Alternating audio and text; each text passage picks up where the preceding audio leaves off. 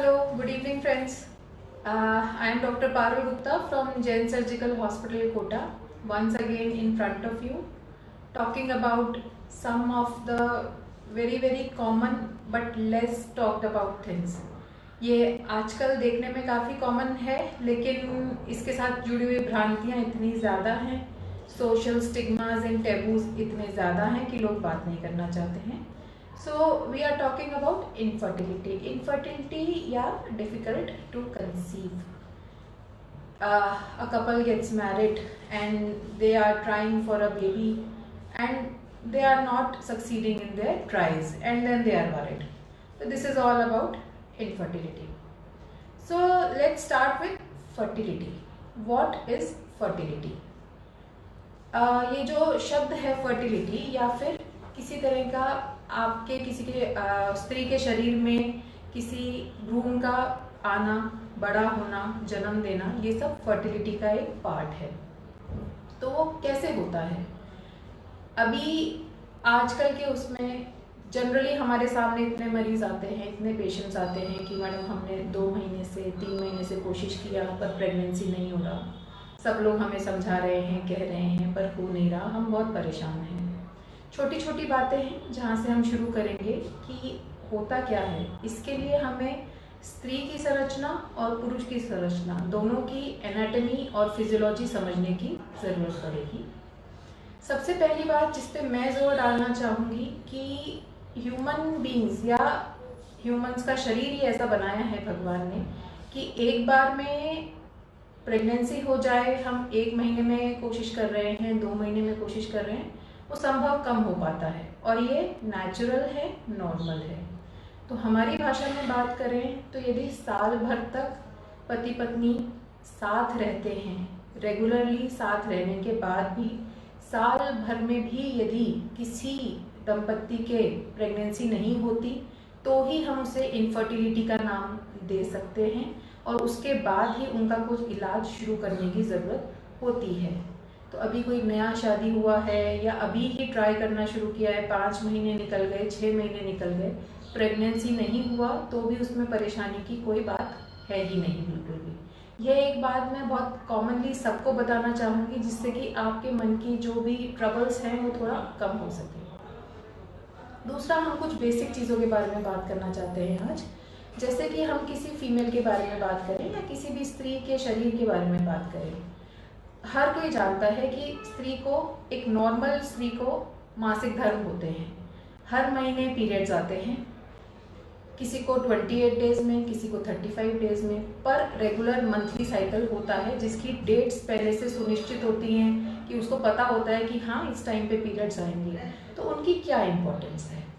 उनकी इम्पोर्टेंस ये रहती है कि पीरियड्स के साथ ही हर महीने हर स्त्री के शरीर में एक एग बनता है. एग या हिंदी भाषा में बोले अंडा बनता है. तो यदि वो अंडा फर्टिलाइज होता है उस समय प्रेगनेंसी होने के चांसेस होते हैं.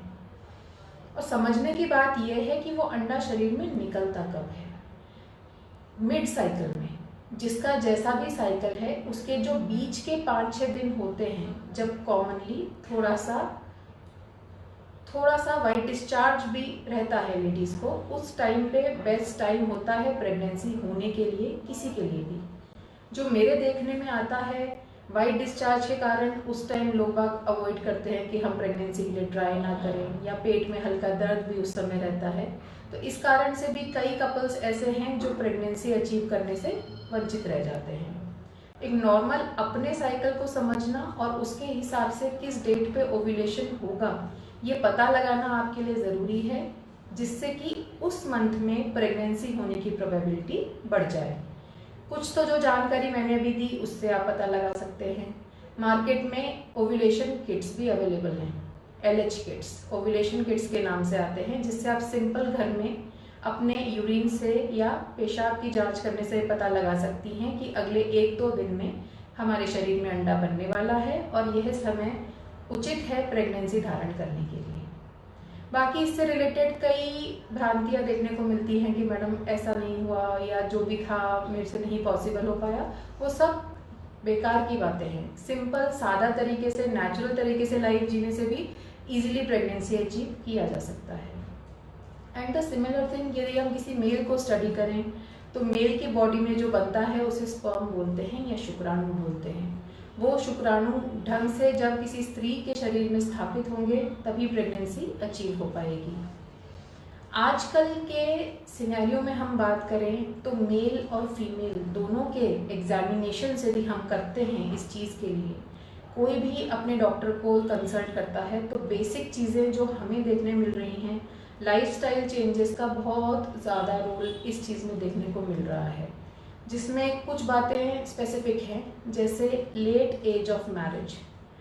पहले के ज़माने में शादियाँ बहुत कम उम्र में होती थी, आजकल कॉमन एज है, लगभग 26 से लेकर 30 इयर्स के बीच में people are getting married. So initially ही आपकी फर्टिलिटी कम हो जाती है। After the age of 25-26 years the chances of conception in a cycle start declining. So this is a general advice to people or couples who are in their late 20s or early 30s that it is high time that you start planning for a pregnancy, otherwise you will have to land up in a doctor's chamber. जैसे जैसे आगे as बढ़ेगी अपने को problems आती हैं।